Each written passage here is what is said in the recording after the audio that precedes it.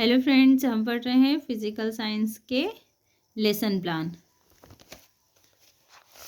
पाठ्य योजना क्रमांक 7 है हमारा। इसके पहले के 6 लेसन प्लान मैंने आपको पहले शेयर कर चुकी हूँ, वो वीडियो के प्लेलिस्ट में आपको मिल जाएंगे। आप जाके वहाँ पर मेरे चैनल पे जाकर चेक कर सकते हैं। पाठ्य योजना क्रमांक 7, जैसा कि मैंने आपको पहले भी समझाया, यहाँ पर ये चीज़ें सेम रहती हैं कि विद्यालय का नाम, कक्षा, विषय, प्रकरण, दिनांक, अवधि और कालखंड। तो कक्षा हमारी है 6वीं, विषय हमारा भौतिक विज्ञान, प्रकरण है कार्य, अवधि हमारी 45 मिनट, कालखंड हमारा द्वितीय। विज्ञान विषय और गणित विषय को थोड़ा कठिन विषय माना गया है, इसलिए इनके भी जो कालखंड रहते हैं वो प्रथम, द्वितीय, तृतीय, चतुर्थ इन्हीं के बीच में होते हैं।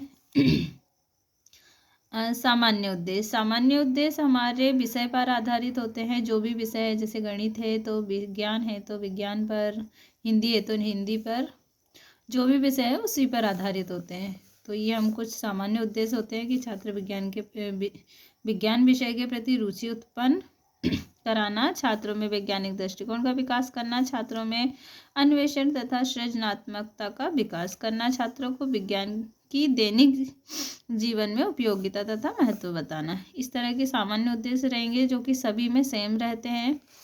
फिर आते हैं हमारे विशिष्ट उद्देश्य। विशिष्ट उद्देश्य जो होते हैं वो हमारे प्रकरण पर आधारित होते हैं। जैसे प्रकरण अगर हमारा क्या है, कार्य है, तो कार्य पर आधारित रहेंगे। इसमें ये 4 होते हैं: ज्ञानात्मक, बोधात्मक, प्रयोगात्मक और कौशलात्मक। क्या ज्ञान प्राप्त किया, बुद्धि का क्या विकास हुआ, प्रयोग कहाँ हुआ, कौशलात्मक, इस तरह के होते हैं। तो जैसे कार्य का प्रत्यास्मरण कर सकेंगे छात्र, फिर छात्र कार्य की व्याख्या का कर पाने में सक्षम हो सकेंगे, छात्र कार्य के गुणों का उचित प्रयोग कर सकेंगे, छात्र कार्य के विभिन्न रूपों में विभेद कर सकेंगे। फिर आता है हमारे शिक्षण सामग्री। समस्त शिक्षण सामग्री वह सामग्री होती है जैसे हम जो हमेशा ही यूज़ करते हैं, जैसे चॉक, डस्टर।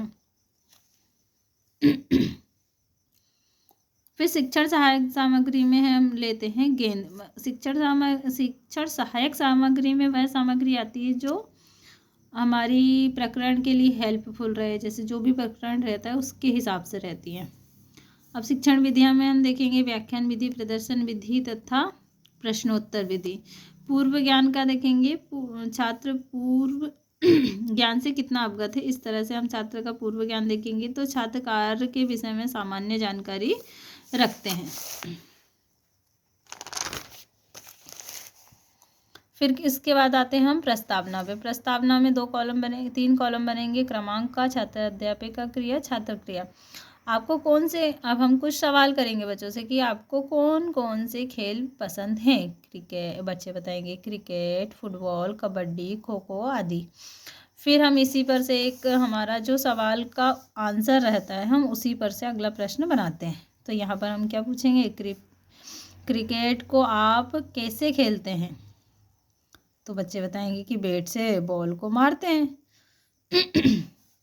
है ना। तो फिर अगला हम देखेंगे उसी पर से, तो बैट से बॉल में बैट से मारकर क्या किया जाता है, बॉल को मारने का कार्य। अब अगला प्रश्न बनेगा हमारा कार्य से, कार्य की परिभाषा लिखिए। तो भाई कार्य तो पता है लेकिन कार्य की परिभाषा बच्चों को नहीं पता, तो यह हो गया हमारा समस्यात्मक प्रश्न। और इन प्रश्नों को इस तरह से पूछा जाता है कि यहाँ प्रश्न पूछा, यहाँ उत्तर, यहाँ प्रश्न, फिर उसी पे से हमारा अगला प्रश्न बनता है, फिर उत्तर, फिर उसी पे से प्रश्न। इस तरह से जिगजैग या जेड सिस्टम से प्रश्न पूछे जाते हैं। उद्देश्य कथन हमारा रहेगा, वर्ग कार्य की परिभाषा पे बच्चे क्या होते हैं, मौन हो जाते हैं। तो वही हमारा उद्देश्य कथन होता है कि हाँ आज हम कार्य के बारे में और अधिक अध्ययन करेंगे। फिर इसके बाद आता है भाई हमें उद्देश्य मिल गया, अब हमें क्या करना है, प्रस्तुत करना है उसे। तो उसके लिए होता है प्रस्तुतिकरण। इसे हम द्वितीय और प्रथम अनुभूति में बांट देते हैं, अगर ना भी बांटे तो भी चलेगा, है ना। ये श्यामपट्ट के लिए आप ब्लैक पेपर लाकर उसे वाइट पेन की सहायता से उसको ब्लैक बोर्ड की तरह आप बना सकते हैं। यहाँ पर रहेगा शिक्षण बिंदु, छात्र अध्यापिका क्रिया, छात्र क्रिया, शिक्षण विधि और श्यामपट्ट। जैसे कि मैंने आपको पहले भी बताया है, यहाँ पर सबसे पहले हम पूछते हैं विकासात्मक प्रश्न, फिर छात्र अध्यापिका का कथन रहता है, फिर बोधात्मक प्रश्न आते हैं, फिर से इस तरह की प्रोसेस फिर रिपीट करते हैं, फिर विकासात्मक प्रश्न पूछते हैं, फिर छात्र अध्यापिका कथन होता है, फिर हम बोधात्मक प्रश्न पूछते हैं। विकासात्मक प्रश्न वह प्रश्न होते हैं, विकास का मतलब होता है किसी भी चीज़ का विकास करना, उससे बढ़ाना आगे, है ना। तो जैसे हमने बच्चों से कुछ प्रश्न किए, क्रिकेट में क्या कार्य होता है, तो बच्चे बताएंगे कि बैट से बॉल मारते हैं, प्रश्नोत्तर भी दिए। फिर हम उनसे कहेंगे कि कार्य किसे कहते हैं, तो कार्य उन्हें नहीं पता है, तो ये समस्यात्मक प्रश्न हो जाएगा। अब जो बच्चों को नहीं पता है उसी सवाल का जवाब हम देते हैं। या बच्चों को समझा रहे हैं कि भाई ये क्या होता है। आपने बच्चों से पूछ लिया कि कोई भी सवाल आपने पूछा और उन्हें नहीं पता है, तो आप क्या करेंगे, उन्हें उस सवाल का जवाब देंगे। तो ये हमने बच्चों से यहाँ पर सवाल किए, वो नहीं बता पाए, अब यहाँ पर हम उसका जवाब देंगे। तो ये होगा हमारा छात्र अध्यापिका कथन। किसी वस्तु पर बल लगाकर वस्तु को बल की दिशा में विस्थापित करने की क्रिया कार्य कहलाती है। ये हमने बताया बच्चों को। अब बच्चे ने क्या किया, ध्यानपूर्वक सुनेंगे। व्याख्यान विधि है, यहाँ पर हम लिख के भी बताएंगे कि कार्य बराबर क्या होता है, बल गुणित विस्थापन। ये हमने सूत्र लिख के बता दिया बच्चों को ब्लैक बोर्ड पे। फिर हम और बताएंगे, सूत्र बताएंगे कि कार्य बराबर बल गुणित विस्थापन होता है। यहाँ पर कार्य को हम W से प्रेजेंट करेंगे, फोर्स को S से, S कोस थीटा, इस तरह से हमने इसका फॉर्मूला भी लिख के बच्चों को बता दिया। यदि विस्थापन बल की दिशा में न होकर किसी कोण पर हो तो क्या होगा, यदि बल और विस्थापन दोनों एक ही दिशा में हो तो, अगर मान लीजिए कि हम बल इसी दिशा में बल भी लगा रहे हैं और इसी दिशा में क्या हो रहा है, विस्थापन हो रहा है, तो एक ही दिशा में अगर दोनों चीज़ें हैं, मान लीजिए इसी दिशा में, यहाँ पर इसी रेखा में हमारा क्या है, बल भी है, यहीं पे विस्थापन है, दोनों की रेखा क्या है, एक है, तो इनके बीच में कोई कोण ही नहीं बनेगा। भाई एक रेखा जो दिखाई दे रही है, रेखा मान लीजिए इस पर ही बल और विस्थापन है, तो यहाँ पर कोई कोण बन रहा है क्या, नहीं बनेगा।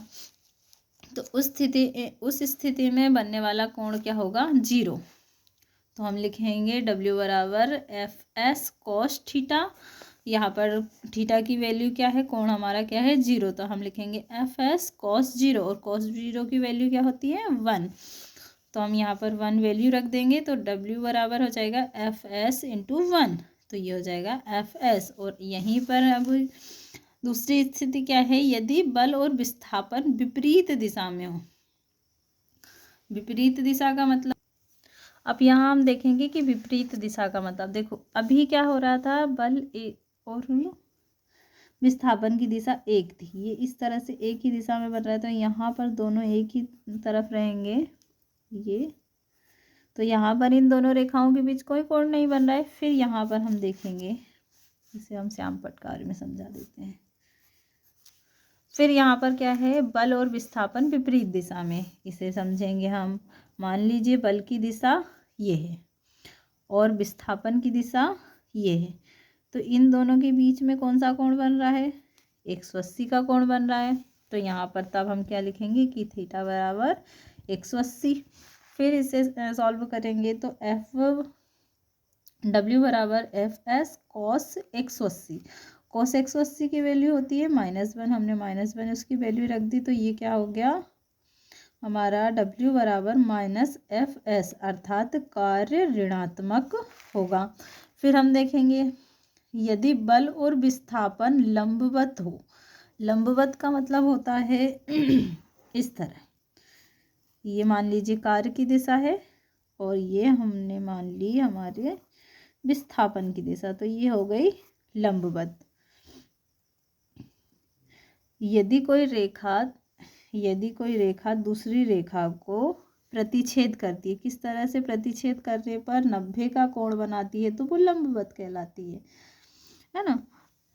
तो ये लंबवत है, यहाँ पर 90 का कोण बन रहा है मतलब लंबवत है, और लंबवत है मतलब 90 का कोण बन रहा है। यदि आपको कहा जाए कि एक रेखा दूसरी रेखा के लंबवत है तो बनने वाला कोण आपका 90 डिग्री का ही रहेगा।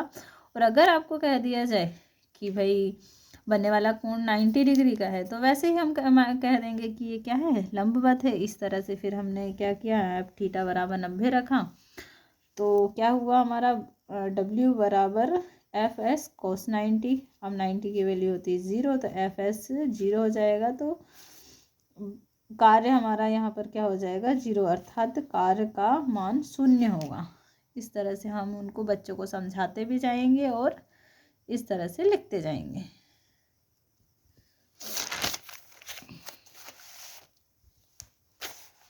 फिर यहीं पर क्या है, यदि विस्थापन ही ना हो, मतलब एस जो है वो ही 0 हो जाए, तब भी क्या होगा, कार्य हमारा 0 ही होगा। अब हमने इतना समझाया, इसके बाद फिर हम बच्चों से सवाल करेंगे, बोधात्मक प्रश्न जिन्हें कहते हैं। तो क्या कहेंगे कि कार्य का सूत्र बताइए, तो कार्य का सूत्र बच्चे बता देंगे, ये प्रश्नोत्तर विधि है। यदि बल और विस्थापन विपरीत दिशा में हो तो कार्य का मान क्या होगा, तो ऋणात्मक होगा। ये हमने अभी समझा दिया, ये भी प्रश्नोत्तर विधि है।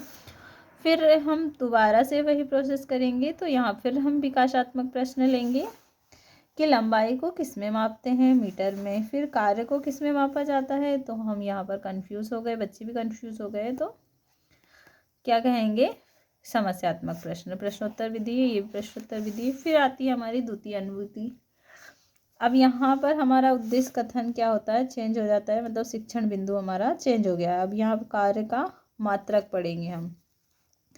फिर से छात्र अध्यापिका कथन रहेगा, कार्य का मात्रक CGS मात्रक होता है, डाइन इंटू सेंटीमीटर। फिर कार्य बराबर बल गुणित विस्थापन, कार्य बराबर न्यूटन गुणित मीटर।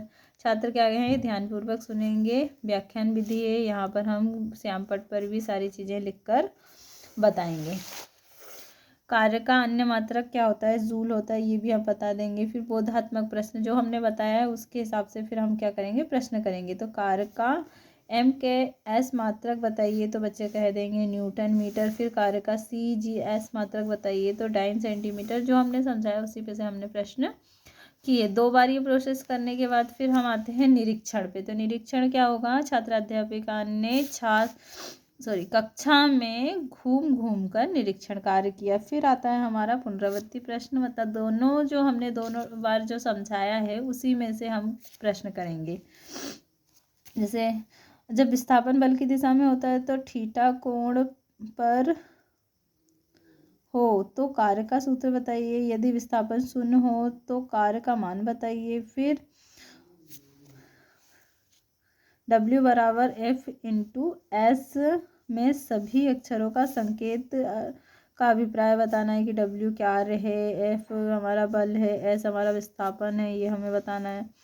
कार्य का CGS पद्धति में मात्रक बताना है। फिर देते हैं हम गृह कार्य में हम कुछ प्रश्न देते हैं जो उन्हें सॉल्व करके लाने होते हैं। जैसे यदि बल और विस्थापन एक ही दिशा में हो तो कार्य की प्रकृति कैसी होगी, ये हमें बताना है, बच्चों को बताना है। तो इस तरह से कार्य का MKS पद्धति में मात्रक लिखिए। इस तरह से हम कुछ प्रश्न बच्चों को देंगे।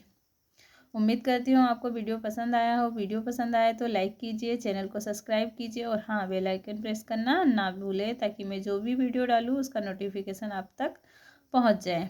मैं वीडियो में सभी BEd के टॉपिक्स को क्लियर कर रही हूँ, तो आप वीडियो ये डिस्क्रिप्शन में जाके सारी चीज़ें चेक कर सकते हैं। लेसन प्लान के अलावा भी और सारी चीज़ें हैं यहाँ पर अवेलेबल हो जाएंगी आपको, जैसे माइक्रो टीचिंग है, कोर ट्रेनिंग है।